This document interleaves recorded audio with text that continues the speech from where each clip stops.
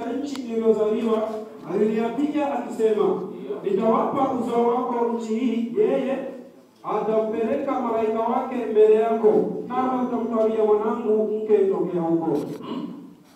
Na yule mwanamke asipokubali kufuatana nawe, basi utafunguliwa kiapo changu hiki, lakini usimrudishe mwanangu huko.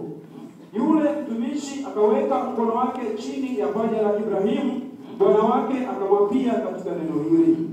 Kisha yule mtumishi akatwaa ngamia 10 katika ngamia za bwana wake. Akatwaa ngamia 10. Wala kijua ni ngoja kutumia kule mbele. Akatwaa ngamia 10, akawa anaenda kule Isesa kwa ajili ya kumtafutia Isaka nini?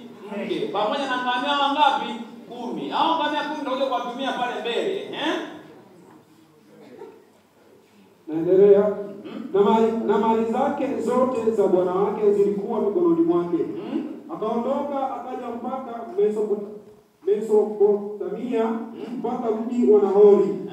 Akawapigisha magoti ngamia nje ya mji karibu na kisima cha maji wakati wa jioni, wakati ambapo wanawake wanakwenda kuteka maji. Sema kwanza hapo.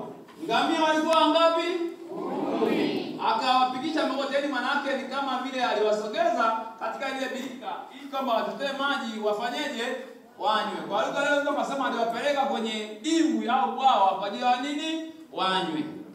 Wakati huo anawapeleka ni wakati wa wanawake kwenda kuchota nini? Maji. Inawezekana ilikuwa ni labda kama ni asubuhi kwa ajili ya maji ya kupikia asubuhi, kufanya usafi, au inawezekana ilikuwa ni mchana kwa ajili ya kupikia selewe, wakati wa wanawake walipokwenda kuchota maji.